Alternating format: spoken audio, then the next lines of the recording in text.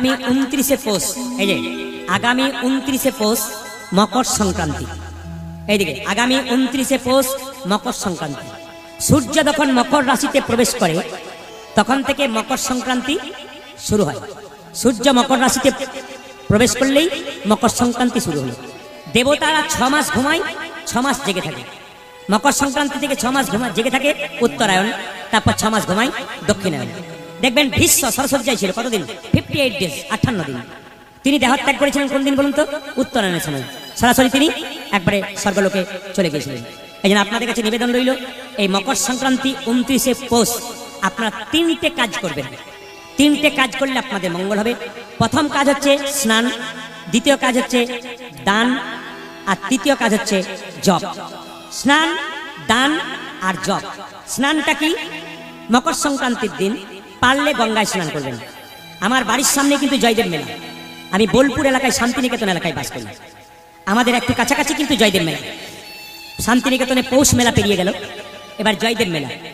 অগণিত মানুষ, যদি আপনি অজয় নদের পারে যান, রাত্রি 2টো থেকে বিদেশ থেকে বিভিন্ন জায়গা থেকে মানুষ এসে ভিড় করে, একবারে খালি গায়ে দাঁড়িয়ে থাকে স্নান করবার জন্য। খালি মানুষের মাথাগুলো দেখতে পাবেন, আর কিছু দেখতে পাবেন, এত মানুষের ভিড়। যখন কেউ কেউ বিছানার মধ্যে শুয়ে থাকে। তো আপনাদেরকে বলবো, সেদিন আপনারা গঙ্গা স্নান করবেন। যদি না পারেন বাড়িতে স্নান করবেন, গঙ্গা গঙ্গা বলে জল 3বার মাথায় ঠেকাবেন। গঙ্গা স্নান ভোর কখন করবেন? ঠিক সেদিন চেষ্টা করবেন ব্রহ্ম মুহূর্ত, সূর্য ওঠার 1 ঘন্টা 36 মিনিট আগে আপনার স্নান করার চেষ্টা করবেন।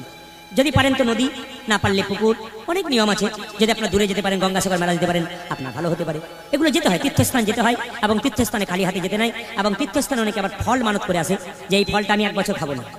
একটা আপেল দিয়ে দিলাম তীর্থস্থানে, এই ফল আমি সারা জীবন খাবো না, কেউ বলে 1 বছর খাবো না। এরকম কিছু একটা ত্যাগ করে আসতে তীর্থস্থানে গিয়ে। এটা নিয়ম শাস্ত্রে, আগেকার নিয়ম অনুযায়ী চললে সংসার অনেক ভালো হয়, জীবন সুন্দর হয়। কিন্তু আমরা সেগুলো চলবো না। তো পাশ্চাত্য শিক্ষায় শিক্ষিত হয়ে আমরা এমন এক জায়গায় পৌঁছে গেছি, এই শরীরটাকে রোগের ঘর করে নিয়েছি। আমরা কৃষ্ণ ভজন করবো কি করে? শরীরে ব্যথা, শরীরে যন্ত্রণা। শরীর ফিট থাকবে তবে তো আপনি পারবেন। সিনেমার নায়ক নায়িকাকে এত কম বয়স দেখানো হয় কেন? ওরা কি হাজার হাজার খাবার খায়? না। আমি আগেই বললাম, অনুকূল ঠাকুরের বাণী যদি শুনবেন তাহলে বলে দিচ্ছে পরিষ্কার করে, যে যত ভোগী সে তত রোগী, আর যে যত ত্যাগী সে তত নিরোগী। একটু ত্যাগ করবেন তো নিরোগী থাকবেন, যদি ভোগ করবেন তাহলে আপনি সব সময় রোগী থেকে যাবেন। তা আসুন আপনাদের ছোট্ট করে বলে দিয়ে যাই, আপনারা স্নান করবেন ভোর 4টের সময়। 2, আপনারা কিছু দান করবেন মায়েরা। সেদিন কিছু দান করবেন। কি দান করবেন? যদি বাড়িতে খিচুড়ি প্রসাদ তৈরি করে অনেকে খাওয়াতে পারেন তো ভালো হয়। ভিখারিকে দান করবেন, গরিবকে দান করবেন। যদি মন্দিরে কিছু দান করতে পারেন। সৎসঙ্গ যেখানে মহোৎসব হয় সেখানে দান করতে পারেন। আর সেদিন যত পারবেন জপ করবেন, ভগবানের নাম জপ করবেন, খুব খুশি হবে ভগবান, কৃপা।